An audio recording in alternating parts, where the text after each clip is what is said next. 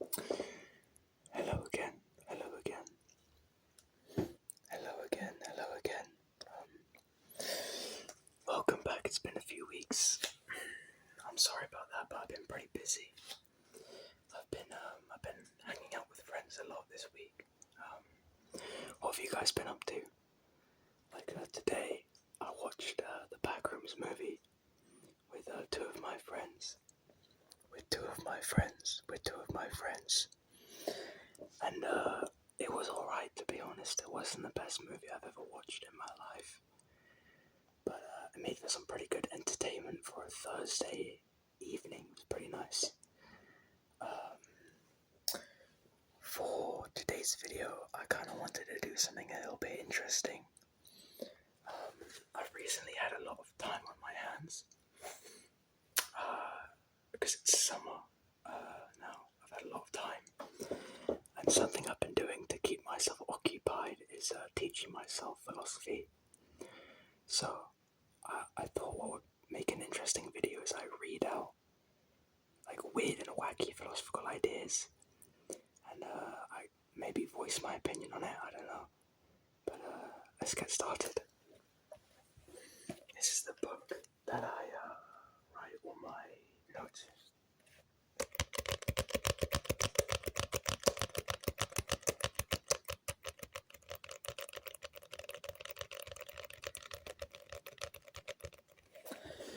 Let's get started.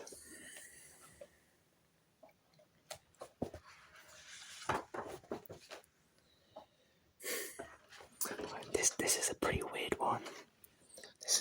weird one. It's called the egg theory. The egg theory.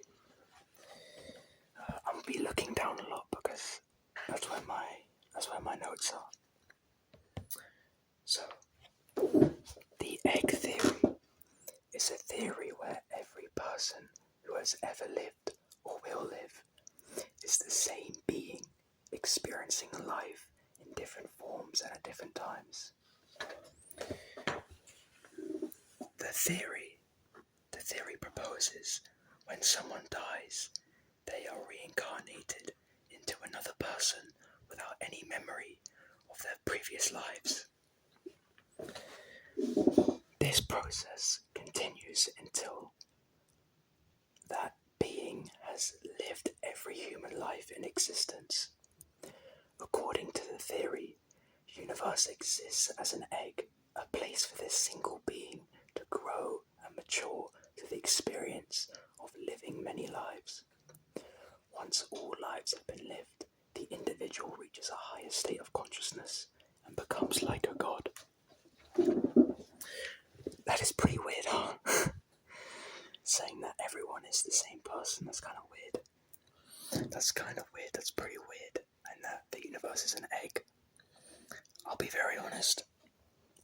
I do not, I don't think I believe in that. That's kind of weird, kind of strange. Don't really have any views on it apart from,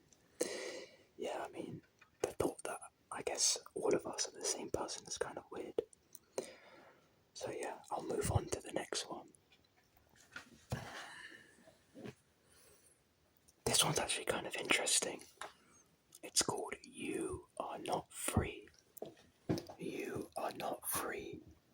You are not free. So let me read it to you and let me know what you think. The theory about the absence of free will from human life.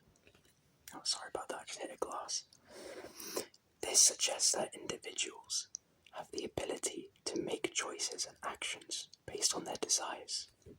However, they do not have the ability to control the will behind any of their actions, thus making them a slave to their own desires. In order to prove this theory, the following thought experiment is proposed. If you are deciding between which ice cream to pick, chocolate or vanilla ice cream, and if you end up deciding you want chocolate, there is absolutely nothing you can do to change that desire, unless external factors are involved. For example, if you find out that the vanilla ice cream is cheaper, or slightly more unhealthy, or slightly less unhealthy, this shows that the only way for you to do anything is by wanting to do it, which you cannot control, or by being forced to do it, which again you cannot control, thus proving that free will does not exist. What do you think about that? What do you think about that? Do you think free will does not exist? Do you think free will does not exist? I mean, personally, I think the point is kind of valid. But it's really interesting actually, because the points it makes are really valid. For example, if you do prefer chocolate ice cream, you can't change that. So therefore, is it really your free will, or are you trapped by your desires? That's pretty interesting. I definitely think that this one is definitely a lot more believable than the egg theory. Definitely a lot more believable than the egg theory. I don't know. Let me know what you think. Ooh, this one's really interesting.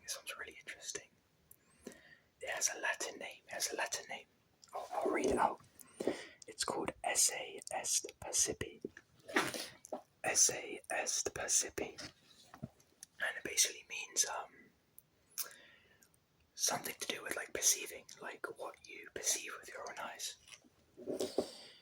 Yeah, I'll read it to you. I'll explain it. So, esse est percipi. It means that everything only exists if it is being perceived by your own eyes.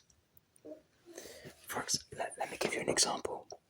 For example, let's say you are sitting on a chair. If you stand up without looking at the chair now no longer exists. The chair does not exist. Basically, this theory is saying everything that you do not perceive does not exist.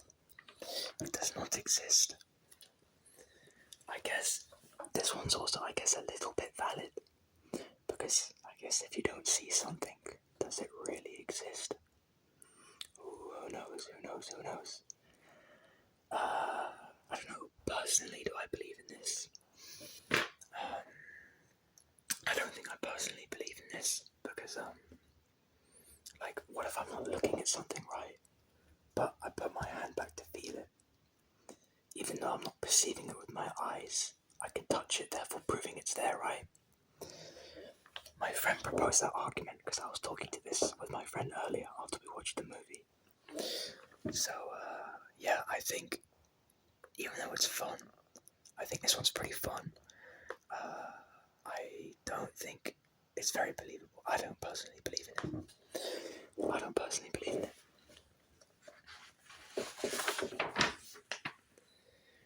The next one. What is the next one? Ooh, this one's actually very interesting. This is called moral anti-realism.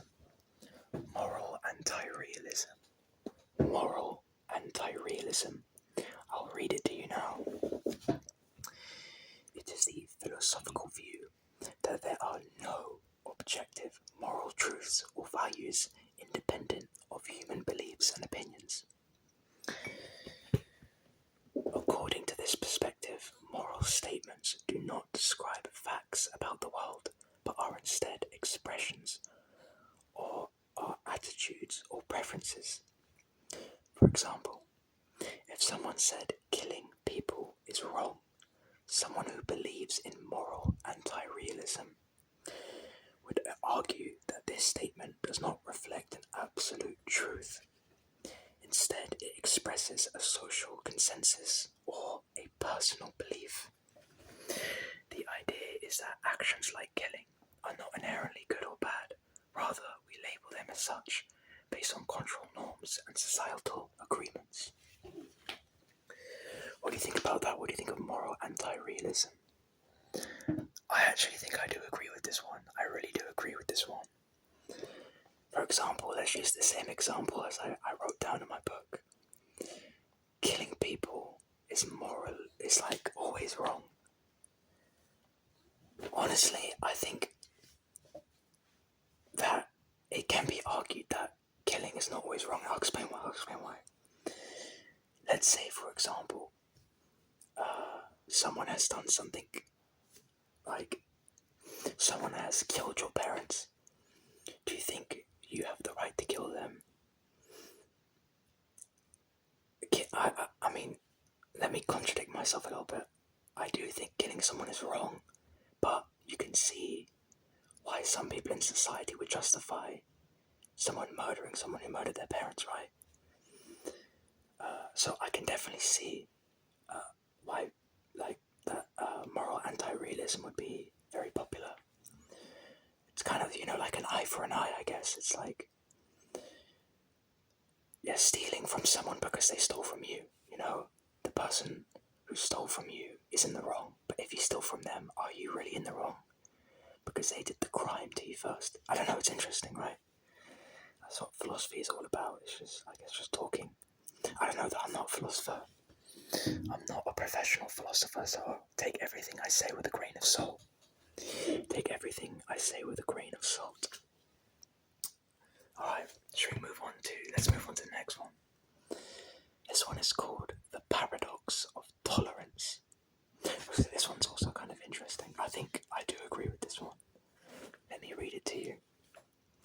This was created by philosopher Karl Popper, and he examines the limits of a tolerant society. Popper argues that if a truly tolerant society should not tolerate intolerance, because if a society extends tolerance to those who are intolerant, it risks allowing intolerant groups to gain power and suppress the very freedoms that enable a tolerant society. For example, if a tolerant society allows hateful ideologies to flourish, those ideologies could undermine the rights and freedoms of others, which creates a dilemma.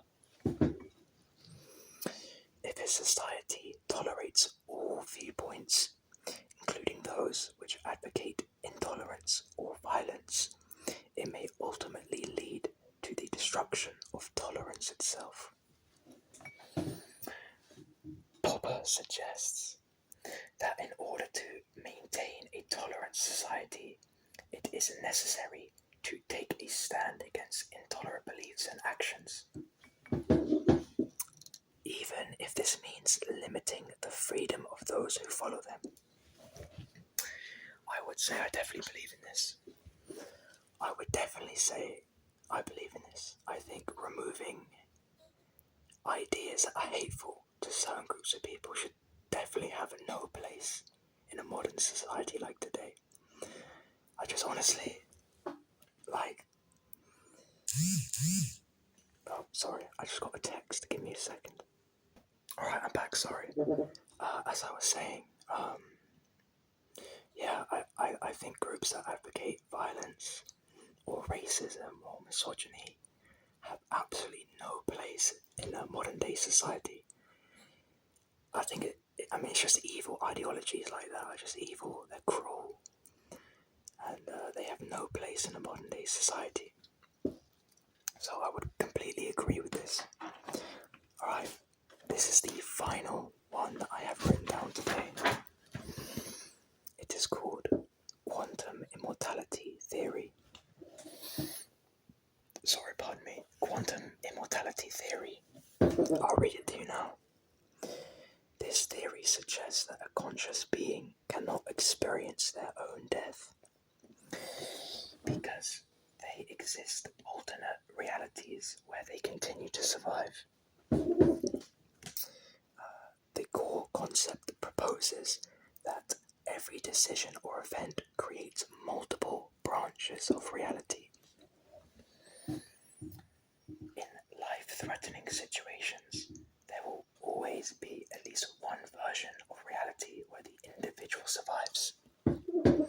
Sorry if you can hear my chair creaking, it's kind of old. Let me readjust myself. Anyway, therefore, when faced with danger, the individual's conscious only perceives the outcome in which they remain alive. As a result, quantum immortality implies that individuals would perceive themselves as immortal, as they cannot experience their own death. One thing that I will say about this is, have you guys ever thought that, like let's say one day I've fallen down the stairs before, and I kind of thought in my head, I wonder if there was a universe where me falling down the stairs killed me. I don't know, has anyone ever thought that? I've thought that before. So that makes this theory kind of more believable to me, because I've always had a thought like that, what if I've had lots of... Okay, this chair's really annoying me, give me a second. I got rid of the chair, so I'm now kind of kneeling, so this is kind of awkward now. What was I saying before? Something to do with, I've had a decent amount of near-death experiences in my life, and I've kind of always wondered if alternative realities exist. I wonder if there's a reality where I did die in one of those situations. It's kind of interesting to think about. It's kind of interesting to think about. Oh my god, this is extremely scuffed up. I might not listen to this video back, but I feel like you could hear the chair creaking, and I feel like that was really annoying. So if that was annoying you, I'm really sorry. But that was all the philosophical theories that I had for today. And luckily for me, my phone is about to run out of storage in exactly 1 minute. So I'm gonna end the video now. Hope you enjoyed watching. Hope you maybe learned something. And yeah, I don't study philosophy, but I think it's kind of cool, so I do it in my spare time. I would recommend it, even if you just, learn a single theory. I just think it's kind of interesting and weird, with the egg theory, that's still really weird. But yeah, I hope you guys have a good night. I hope, you can fall asleep. In the UK, it's been so hot recently, I haven't been able to have good sleep, and actually this is the earliest I've ever filmed a video. It's midnight. Usually like I say at the beginning of my videos, it's it's 2 AM, it's 3 AM, it's 4 AM. It's only midnight, so this is the earliest I've ever filmed a video. But yeah, like I said,